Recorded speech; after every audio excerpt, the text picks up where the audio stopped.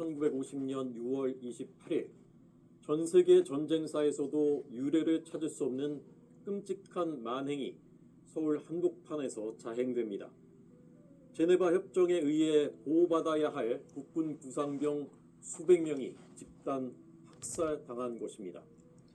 당시 국내 최고 종합병원인 서울대병원에 들이닥친 북한 인민군은 움직이지도 못하는 국군 부상병들과 민간인 환자까지 무차별 살해했습니다.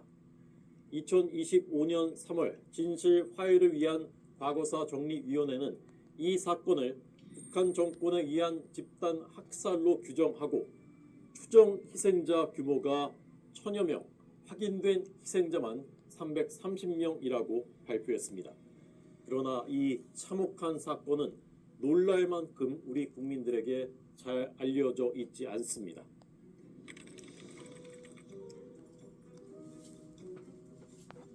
소련제 탱크를 앞세운 기습남침의 개전 초기의 국군은 맨몸으로 맞서다시피 했습니다. 3일 만에 무려 4만 4천 명이 전사했고 부상병 수천 명이 쏟아졌습니다. 의정부지구에서 싸우던 부상병들은 전선에서 가까운 서울대병원으로 후송됐습니다. 마침내 서울이 적의 수중에 떨어진 6월 28일 인민군은 미아리를 뚫고 중앙청을 지나 아침 9시쯤 서울대병원까지 들이닥쳤습니다. 병원을 지키던 육군 1개 소대가 소대장 남모소위의 지휘로 끝까지 싸웠지만 전원이 장렬하게 전사했습니다. 인민군은 병원을 둘러싸 아무도 빠져나가지 못하게 한 뒤 원수놈들의 앞잡이들이 누워있다며 병실마다 들이닥쳐 총을 난사하고 칼로 찔렀습니다. 부상병뿐 아니라 민간인 환자들도 사방으로 도망쳤지만 인민군은 숨바꼭질을 하듯 기어이 찾아낸 뒤 모두 살해했습니다. 당시 36세였던 인민군 4사단 중대장 이강국은 포로가 된 뒤 미군 한국전쟁 범죄 조사단에서 이렇게 진술했습니다. 6월 28일 서울대 병원에 가니 한 인민군이 방으로 안내해 주었다. 그 방에는 9명의 노동당원이 있었다. 인민군 군관이 와서 이놈들은 동무들의 원수니까 동무들의 손으로 원수를 갚으십시오라고 했다. 우리들은 다발총과 소련제 권총을 분배받은 뒤 각 병실로 들어가 침대 위에 누워있는 국군 부상병을 총살시키기 시작했다. 그때 시간이 오후 12시 반경이었다. 1층에 있는 국군 부상병을 총살시키자 다시 2층, 3층에 올라가서 총살시켰다. 이리하여 30분 후 우리들은 약 150명의 국군 부상병을 총살시켰다. 그러는 동안 한 인민군 군관이 권총을 빼들고 우리들의 뒤를 따라다녔다. 내가 국군 부상병을 사살한 단 하나의 이유는 그들은 우리 공산주의자들의 적이었기 때문이다. 1차 학살에서 살아남은 부상병들에 대한 학살이 다음날 계속됐습니다. 부상병에게 수류탄을 던지기까지 했습니다. 당시 21세인 인민군 4사단 전사 곽찬규의 진술입니다. 6월 29일 새벽 6시경 병원 뒤 야산에 약 180명의 국군 부상병을 한 곳에 모은 후 2소대와 3소대원 약 50명이 20m 거리를 두고 일렬로 서서 중대장 이낙기 중위의 구령으로 일제히 총살하였으며 때를 같이하여 2소대원 이남규를 포함한 4명의 대원은 각각 수류탄을 부상병들에게 던졌는데 이것도 중대장이 지시하였던 것이다. 약 50명의 대원이 각 4발에서 5발을 발사한 후 중대장 이낙기 중위와 제3소대장 김성렬 소위, 제2소대장이 각기 권총으로 완전히 죽지 않은 부상병들을 쏘아 죽였다. 현장에는 연대장 이임철 대좌와 연대 참모장이 같이 있었다. 인면 수심의 이 대학살에는 놀랍게도 서울대 병원의 좌익 의사와 간호사들도 한몫을 했습니다. 서울대 간호대 전신인 서울의대 부속 고등간호학교 학생이었던 박명자 씨의 증언입니다. 6.25 전쟁이 터지자 자원에서 서울 해화동 동성중학교 강당에서 밤새 부상병들을 돌봤다. 그러다 서울대병원으로 이송시키라는 지시에 따라 서울대병원으로 함께 이동했다. 6월 28일 아침 9시경 낙산과 창경궁 쪽에서 총과 포 소리가 귀가 떨어지도록 들리더니 인민군이 병원으로 들이닥쳤다. 한 의사가 수술실 바닥에 철판 아래에 있는 지하실로 의료진을 대피시켰다. 그러나 잠시 뒤 우리는 모두 끌려 나왔다. 우리를 끌고 나온 사람은 바로 우리를 지하실로 들어가게 한 그 의사였다. 그는 인민군 군의관과 악수를 나눴다. 따발총을 메고 있던 인민군 군의관은 전쟁 전에 월북한 서울의대 교수였다. 해방 후 의대생의 40%가 좌익이었다는 말이 현실로 나타난 것이다. 병실을 차례로 쳐들어간 인민군은 중상을 입고 침대에 누워있는 국군 부상병들을 모조리 죽였다.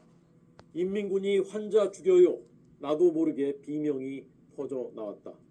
이 와중에 민간인 환자들도 무고한 목숨을 잃었다. 몇몇 간호사와 의사들이 부상병들을 보일러실이나 지하실에 숨기기도 했다. 그러나 인민군들은 이잡듯 모두 끌어내 간호학교 담벼락이나 나무 밑에 줄줄이 세워놓고는 모두 총살시켰다. 서울대병원은 학살의 붉은 피로 물들었다. 같은 동족끼리 어찌 이럴 수 있단 말인가. 지금도 그날을 생각하면 가슴이 아파온다. 서울대병원 비뇨기과 수간호사였던 배명애 씨의 증언도 마찬가지입니다. 전쟁이 일어난 다음 날부터 국군 부상병들이 실려오기 시작했다. 병실 바닥과 복도까지 빼곡이 부상병들로 채워졌다. 얼마 후 인민군이 충혈된 눈으로 총을 겨눈 채 들이닥쳤다. 나는 수술실로 끌려갔다. 하루 종일 인민군 간호를 하는데 수술실 밖에서는 총소리가 우당탕 났다. 꼼짝없이 잡힌 나는 무슨 일이 벌어졌는지 몰랐다. 영안실 쪽 언덕에 죽은 시체들이 산더미처럼 쌓였다. 울창한 나무들이 우거진 함춘원 동산에서 피비린내가 진동을 했다. 학살의 광풍이 쓸고 간 다음 날 6월 29일 좌익 계열의 의사와 간호사들이 병원 정문 앞 광장에 모였다. 서로 어깨동무를 하며 으쌰 으쌰 소리를 질러댔다. 그 중에는 유명한 의사와 경력이 오래된 간호사들이 눈에 띄었다. 이들은 해방 후부터 전쟁이 나기 전까지 남로당원으로 활동하던 이들이었다.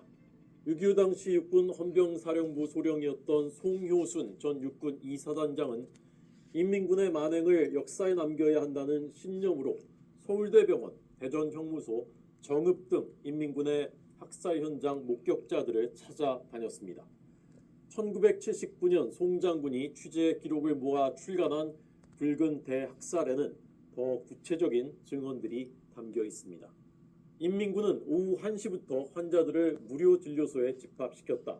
병실에서 죽이면 한꺼번에 죽일 수가 없고 자기들 부상자들을 치료할 때 곤란하기 때문이었던 것 같다. 파리한 모습에 구부정한 몸가짐을 한 환자들을 향해 인민군은 발포 명령도 없이 차례차례 죽이기 시작했다.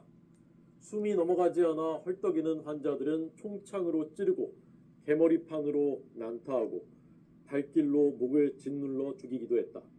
더 잔인한 인민군은 큰 돌을 번쩍 올려 환자의 머리에 내리치기도 했다. 어떤 부상병은 시체 더미 속에 살아남아 숨을 헐떡였다. 이를 본 인민군은 트럭 2대를 가져와서 시체 더미 위를 서너 번 깔아 뭉갰다. 병원 식당에 근무하던 당시 48세 김수복 씨는 학살된 시체를 들것에 담아 영안실 근처 숲으로 나르는 임무를 맡았다. 그러나 시체 대신 경상자나 산 환자를 실어내 숲속에 숨겨주다 발각됐다. 인민군은 현장에서 그를 사살했다. 좌익 의사 직원들은 병원 사정을 속속들이 알고 있어 학살을 적극적으로 도왔다.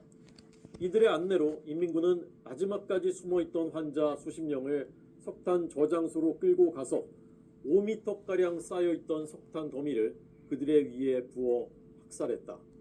석탄이 총상이나 파편을 맞은 부위에 떨어지면 환자들은 괴로운 신음소리를 냈다. 몸을 서너 번 파르르 떨다가 이내 석탄의 무게에 짓눌려 숨이 끊기고 말았다.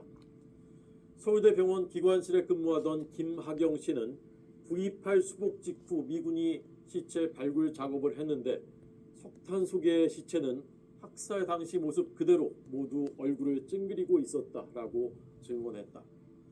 명륜동에 살던 황진아 씨는 경찰관이던 남편을 찾기 위해 중앙청역 남편 친구의 집에 찾아가는 길에 서울대병원 영안실 근처에서 시체 더미를 목격했다.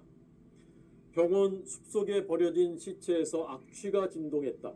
시체 썩는 냄새는 이미 인근 동네에 퍼져 있었지만 막상 현장 가까이 와보니 코가 마비될 지경이었다. 시체는 모두 옷이 벗겨져 있었다. 장마철이라 그런지 퉁퉁 불어 곧 터질 것만 같았고 파리들이 까맣게 달라붙었다. 목불인견은 이를 두고 하는 말 같았다. 1950년 7월 중순 인민군은 악취를 견딜 수 없었는지 시신을 소각했습니다. 창경궁 앞과 해화동 로타리 근처 아스팔트 도로에 시신을 쌓아 올린 뒤 휘발유를 뿌리고 불을 질렀습니다. 그러나 장마철이라 습도가 높고 오랫동안 방치되어 있었기 때문에 좀처럼 불이 붙지 않았다고 합니다. 서울대 의예과 2학년이던 이석형 씨는 이렇게 증언했습니다. 시체를 쌓아놓은 뒤 불을 질렀는데 좀처럼 타지 않았다. 석유를 한 차례 더 뿌리고서야 타기 시작했다. 불에 탄 시체들은 돌돌 말려 꼭 홀타츠처럼 되었다. 목격한 참상을 그림으로 남긴 사람도 있습니다. 훗날 유명한 시사만화 보바우 영감을 그린 김성환 화백입니다. 김 화백은 6월 28일 집을 나와 종로 쪽으로 가다가 서울대병원 후문 바로 안쪽에 시체 10여 구가 어지러이 누워있는 끔찍한 장면을 목격합니다. 언뜻 봐도 입원해 있던 국군 부상병이라고 생각한 김 화백은 저녁 무렵 귀가해서 그 장면을 그림으로 남겼습니다. 인민군과 좌익 의사들은 의료진과 직원들에게 이 사건을 일절 발설하지 못하도록 위협했습니다. 많은 서울대병원 의사와 간호사들이 강제로 인민군을 위해 일하다가 인민군이 퇴각할 때 납북됐습니다. 9월 28일 서울이 수복된 뒤에야 이 사건은 세상에 알려졌습니다. 서울대병원에 진주한 미 제5공군은 석탄 저장소, 쓰레기장, 뒷산, 뜰 곳곳에서 시신과 유골 천여 구를 수습했습니다. 서울시 강남구에 살고